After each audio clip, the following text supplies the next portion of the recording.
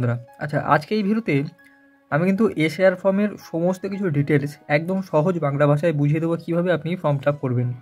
আর সবচেয়ে বড় কথা, প্রথমে যেটা আপনাকে মনে রাখতে হবে যে আপনার বিএলও কিন্তু যেভাবে বলবে আপনি কিন্তু সেইভাবেই করবেন। তারপরেও এই ভিডিও বানানোর উদ্দেশ্য সেটা হলো যে অনেকে কিন্তু ভুলে যাচ্ছেন যে বিএলও কীভাবে বলে গেছে বা কীভাবে করতে হবে সেটা বুঝতে পারছেন না, তার জন্য কিন্তু এই ভিডিওটা বানানো। তো সবচেয়ে প্রথমে কিন্তু আপনার যেটা করতে হবে, আপনার বিএলও ঠিক যেমনভাবে বলবে তেমনভাবেই কিন্তু আপনি ফর্মটি ফিল আপ করবেন। তো তারপরেও একটু দেখে নিন, ঠিক আছে? সহজ বাংলা ভাষায় আমি বুঝিয়ে দিচ্ছি। তো প্রথমে দেখুন, এই যে জায়গাটা আছে এখানে আপনার ডিটেলস এবং এখানে আপনার কিউআর কোড এবং ফটো আছে। আর তার পাশে কিন্তু এখানে সাম্প্রতিক ফটো ছাটুন এইটা আছে। তো আপনার ফর্মটা কিন্তু এখান থেকেই শুরু হচ্ছে, আপনার ফিল আপ করার জায়গাটা। তো প্রথমে কিন্তু দেখুন এখানে যে আপনার রিসেন্ট যে ফটো আছে সেখানে সেই ফটোটা কিন্তু এখানে দিতে হবে, যে ফটোটা কিন্তু আপনার নতুন ভোটার কার্ডে আসবে। এবার আসছে এই ফর্মের যে সেকশানগুলো আছে সেইটার ব্যাপারে।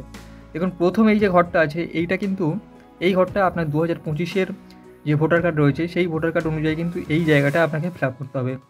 আর নিচের এই যে দুটো অংশ দেখতে পাচ্ছেন, এই বাঁ দিকের অংশটা হচ্ছে যদি আপনার 2002 সালের ভোটার লিস্টে নাম থাকে তাহলে কিন্তু এই ফর্মটা এই দিকেরটা আপনাকে ফিল আপ করতে হবে। আর যদি 2002 সালে আপনার নাম না থাকে তাহলে কিন্তু এই জায়গাটা ফিল আপ করতে হবে। এই জায়গাটা কিন্তু তখন আর কোনো ফিল আপ করতে হবে না, ফাঁকা রাখতে হবে। তো প্রথমে দেখুন এখানে কি করতে হবে, কি বলেছে, জন্ম তারিখ জায়গায় কিন্তু আপনি এখানে দিয়ে দেবেন। জন্ম তারিখে আপনার যদি রিসেন্ট ভোটার কার্ডে না থাকে আপনি আধার কার্ডে পেয়ে যাবেন, আধার কার্ড অনুযায়ী দিলেও কিন্তু হবে। তো এরপর আসছি আধার নাম্বার ঐচ্ছিক আছে, আপনি দিতেও পারেন নাও দিতে পারেন, ঠিক আছে? তারপরে আসছে মোবাইল নাম্বার। তো মোবাইল নাম্বার আপনি দিয়ে দেবেন যেটা একদম আপনার কারেন্ট মোবাইল আছে এবং যেটা অন আছে সেই মোবাইল নাম্বারটা কিন্তু আপনি দেবেন। তারপর এখানে বলছে পিতা বা অভিভাবকের নাম।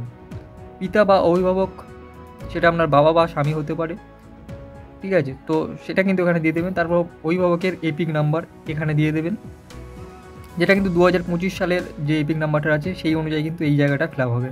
তারপর রয়েছে মায়ের নাম, মায়ের এপিক নাম্বার, স্বামী বা স্ত্রীর নাম যদি থাকে আর স্বামী স্ত্রীর এপিক নাম্বার যদি থাকে।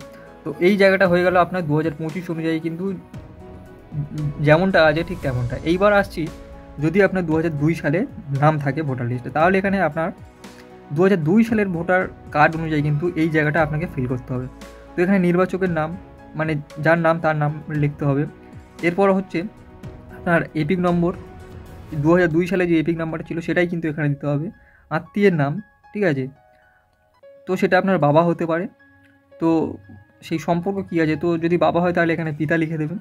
জেলার নাম, রাজ্যের নাম, বিধানসভার নাম, আর বিধানসভা ক্ষেত্রের নাম, বিধানসভা অংশ আর ক্রমিক নাম। এটা কিন্তু ওই 2002-এর লিস্ট যদি আপনি ডাউনলোড করে থাকেন তাহলে কিন্তু ওখানেই এই তিনটে আপনি পেয়ে যাবেন।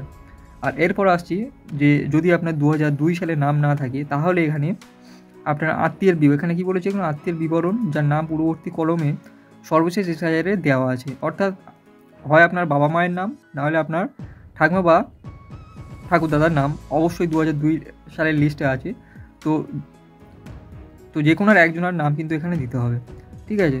তো দেখুন নামের জায়গায় আপনি নাম দিয়ে, যদি আপনার বাবার নাম থাকে তাহলে আপনার বাবার নাম দেবেন। এপিক নাম্বার যদি থাকে সেই 2002-এর লিস্টে তাহলে দেবেন, নাহলে দেওয়ার দরকার নেই।